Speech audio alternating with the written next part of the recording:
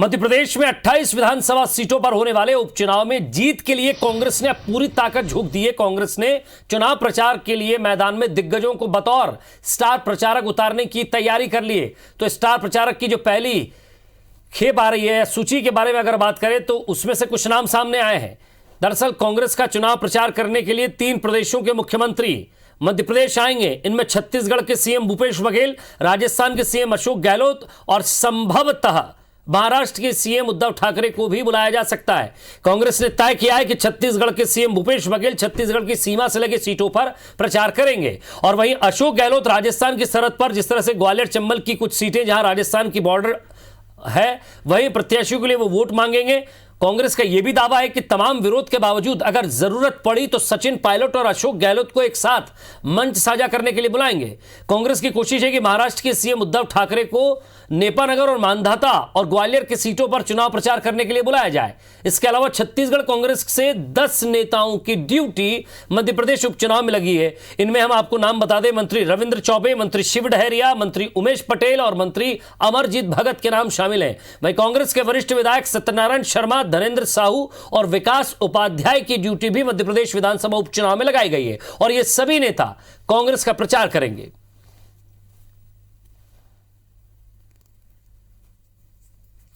मध्य प्रदेश में कांग्रेस का चुनाव प्रचार करने 3 राज्यों के मुख्यमंत्री मध्य प्रदेश पहुंचेंगे। छत्तीसगढ़ से भूपेश बघेल, महाराष्ट्र से उद्धव ठाकरे और राजस्थान से अशोक गहलोत मध्य प्रदेश में कांग्रेस के लिए उपचुनाव का प्रचार करेंगे। सर, क्या तैयारियां हैं? स्टार कैंपेनर में 3 बड़े मुख्यमंत्री आपके शामिल हैं। नहीं, देखिए, जहाँ तक स्टार प्रचारकों का सवाल है, चुनाव आयोग ने उनकी लिस्ट 40 से 30 कर दी है। अशोक गहलोत जी और बघेल साहब को तो निश्चित तय है। उद्धव ठाकरे जी के बारे में इस पर जानकारी नहीं है। वो चूँकि वहाँ पर कांग्रेस समर्थित सरकार है, इसलिए वो यदि आना चाहेंगे तो उनका स्वागत है, परंतु अभी इनकी तिथियाँ और उनका स्थान अभी तय नहीं हुआ है।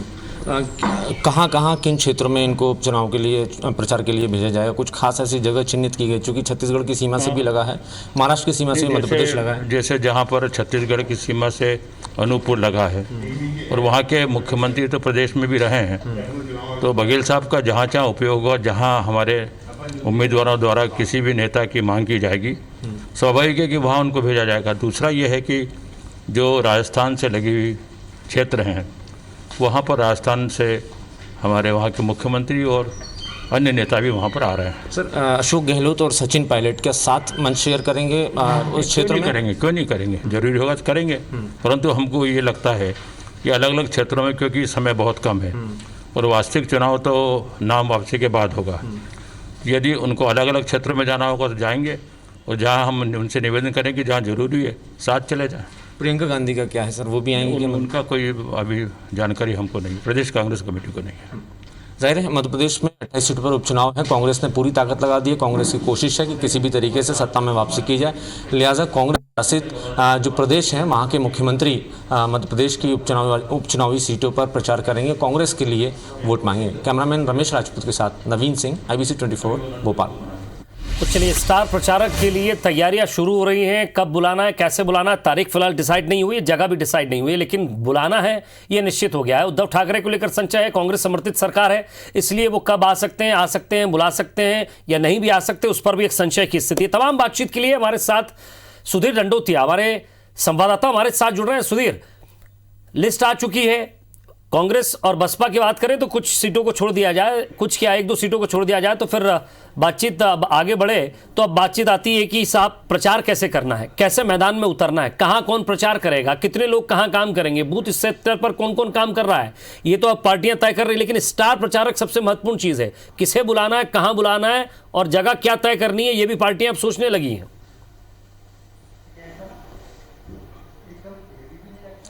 देखिए, निश्चित तौर पर विजय पार्टियां सोचने लगी है और दौरे कार्यक्रम तय किए जाने लगे हैं। मध्य प्रदेश के अंदर बीजेपी के पास में एक लंबी फहरिस्त है। मुख्यमंत्री शिवराज सिंह चौहान, ज्योतिरादित्य सिंधिया, जो कि कभी कांग्रेस के स्टार कैंपेनर हुआ करते थे, अब बीजेपी के साथ में, लिहाजा बीजेपी को केंद्रीय नेताओं के बजाय अपने जो मध्य प्रदेश के बड़े चेहरे हैं उनको चुनाव मैदान में उतारने की तैयारी बीजेपी कर रही है। पर लेकिन कांग्रेस की बात करें तो व्यक्तिगत तौर पर पूर्व मुख्यमंत्री कमलनाथ के जो संबंध है, उनके संबंधों के चलते कई ऐसे नेता पूरे देश भर में जो चर्चित चेहरे या बड़े चेहरों के तौर पर पहचान कांग्रेस के अंदर रखते हैं और जिनका प्रभाव जो है है पूरे देश में माना जाता है, वो मध्य प्रदेश की इस पूरे उपचुनाव में रुक कर सकते हैं। हालांकि अगर बात की जाए तो ऐसे कई नेताओं के दौरे कार्यक्रम तय भी किए जा रहे हैं, पर लेकिन जहां तक छत्तीसगढ़ की बात करें तो छत्तीसगढ़ मध्य प्रदेश का साल 2000 पहले से हिस्सा रहा है। लिहाजा मध्य प्रदेश में अगर बात की जाए तो 10 कांग्रेस के सीनियर नेताओं की ड्यूटी मध्य प्रदेश में कांग्रेस की ओर से लगाई गई है। और इसके अलावा मुख्यमंत्री भूपेश बघेल छत्तीसगढ़ के जो है वो भी मध्य प्रदेश की अलग अलग सीटों पर प्रचार करते हुए नजर आएंगे, क्योंकि लोकसभा चुनाव के दौरान विजय हमने देखा था कि छत्तीसगढ़ के जो मुख्यमंत्री थे भूपेश बघेल, उनको न केवल राजगढ़, भोपाल, बल्कि मध्य प्रदेश की कई सीटों पर उनका इस्तेमाल किया गया था। और कई बार अगर हम बात करें तो अच्छी खासी भीड़ जो है उनकी सभाओं में भी देखने को मिली थी। हमने खुद उनके दौरे कार्यक्रम कैंपेन जो है वो कवर किए थे और देखा था कि किस तरीके से मध्य प्रदेश जब साझा हुआ करता था तो पुराने संबंधों की दुहाई देते हुए यहाँ पर वो वोट मांगते हुए नजर आए थे, जिसका प्रभाव भी न केवल मतदाता बल्कि कार्यकर्ताओं पर पड़ा था। और लगभग इसी तरीके की रणनीति अब उपचुनाव में अपनाई जा रही है। अगर इस पूरे 10 नामों पर भी हम विचार करें तो इसमें उमेश पटेल, शिवशंकर डहरिया और विकास उपाध्याय को अगर छोड़ दिया जाए तो बाकी के जो सीनियर नेता हैं, चाहे सत्यनारायण शर्मा हो, चाहे वो ध्यानेंद्र साहू हो, रविंद्र चौबे हो, इन नेताओं का अनुभव मध्य प्रदेश में काम करने का सालों रहा है। मध्य प्रदेश के अंदर साल 2000 से पहले जब भी कांग्रेस की सरकार थी या फिर संगठन के अंदर ये लोग महत्वपूर्ण पद पर काबिज रहे हैं। ऐसे में मध्य प्रदेश के कांग्रेस के पुराने कार्यकर्ता और पुराने जो लोग हैं उनसे आत्मीयता के संबंध इन लोगों के, लिहाजा उन संबंधों को अब चुनाव में बनाने का समय आया है। और यही वजह है कि कांग्रेस ने अलग अलग स्थानों पर इनकी ड्यूटी लगाई गई है।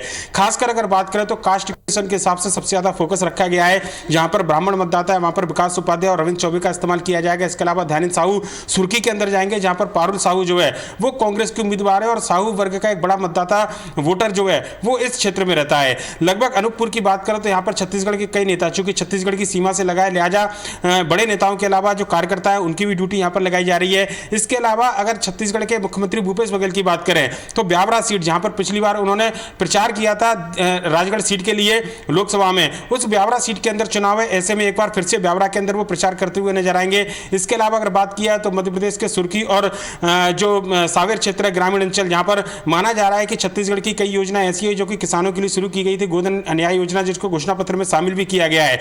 तो ऐसे ग्रामीण क्षेत्रों पर जहां पर चुनाव हो रहे हैं और किसान बड़ी संख्या में मतदाता है, वहां पर उन कामकाजों को लेकर भूपेश बघेल के भी दौरे कार्यक्रम जो है वो मध्य प्रदेश के अंदर तय किए जा रहे हैं। कहना होगा कि पूर्व मुख्यमंत्री कमलनाथ के जो संबंध है उनको उपचुनाव में पूरी तरीके से कांग्रेस इस्तेमाल करेगी। और जहां जिस बड़े नेता की आवश्यकता है, क्योंकि छत्तीसगढ़ के 10 नेताओं को हमने बताया, मुख्यमंत्री का बताया, इसके अलावा देश भर के भी कई ऐसे नेता जो एनडीए के बाहर हैं और कई राज्यों में मुख्यमंत्री है, चाहे शिवसेना के उद्धव ठाकरे की बात की जाए, अशोक गहलोत की बात की जाए, ये तमाम ऐसे चेहरे हैं जो कि मध्य प्रदेश की सीमा से चूंकि इनके राज्य लगते भी है और यहाँ पर कई स्थानों पर उनका प्रभाव भी है। यही वजह है कि इन बड़े नेताओं को मध्य प्रदेश में लाया जाएगा और मध्य प्रदेश में अब जो है कांग्रेस के लिए देश भर के जो बड़े चेहरे वो प्रचार करते हुए नजर आएंगे। विजय, लेकिन सुधीर, क्या बीजेपी की तरफ से पत्ते खोले गए हैं? क्या बीजेपी अपने किन स्टार प्रचारकों को उतारेगी, किनको लेकर आएगी, कौन कौन लोग नजर आएंगे, कुछ जानकारी इस बारे में?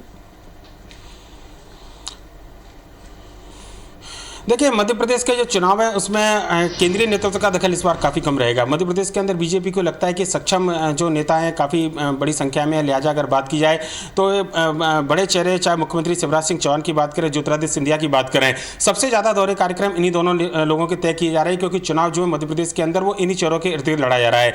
लिहाजा जो चुनाव लड़ने वाले प्रत्याशी है उनकी भी इच्छा केंद्रीय नेतृत्व के बजाय केवल इन दोनों चेहरों को लेकर है और वो चाहते हैं कि शिवराज सिंह चौहान और ज्योतिरादित्य सिंधिया के दौरे कार्यक्रम ज़्यादा से ज़्यादा तय किया है। इसके अलावा प्रदेश अध्यक्ष वी डी शर्मा, केंद्रीय मंत्री नरेंद्र सिंह तोमर, ये पूरी तरीके से चुनाव कमान संभालेंगे। मध्य प्रदेश में बीजेपी ने 2 नेताओं को छोड़कर, ज्योतिरादित्य सिंधिया और शिवराज सिंह चौहान, और प्रदेश अध्यक्ष वी डी शर्मा को छोड़कर हर बड़े नेता की जिम्मेदारी दौरे कार्यक्रम तय कर रखे हैं बतौर स्टार कैंपेनर भी। कैलाश विजयवर्गीय की बात करें तो जो मालवा निमाड़ के अंदर जिन 7 सीटों पर चुनाव हो रहा है वहां पर न केवल वो चुनावी प्रबंधन की कमान संभाल रहे हैं, बल्कि बतौर स्टार प्रचारक भी कैलाश विजयवर्गीय का ज्यादा से ज्यादा इस्तेमाल जिस क्षेत्र में किया जाएगा। ग्वालियर चंबल की 16 सीटों पर नरेंद्र सिंह तोमर प्रवास करके पूरी तरह बैठे हुए हैं और वहां पर उन्होंने अपना कंट्रोल रूम, एक चुनावी कंट्रोल रूम कहना चाहिए, घोषित तौर पर बना रखा है और न केवल उनके दौरे कार्यक्रम तय किए जा रहे हैं बल्कि स्टार प्रचारक के तौर पर वो वहां पर काम कर रहे हैं। लगभग इसी तरीके की स्थिति महाकौशल में जो पूर्व प्रदेश अध्यक्ष राकेश सिंह और जो फग्गन सिंह कुलस्ते जो कि अनूपपुर से लगे हुए इलाके से आते हैं, इनका इस्तेमाल इस पूरे बेल्ट में किया जा रहा है। यानी कि कहना होगा कि मध्य प्रदेश के अंदर केंद्र सरकार में जो मंत्री हैं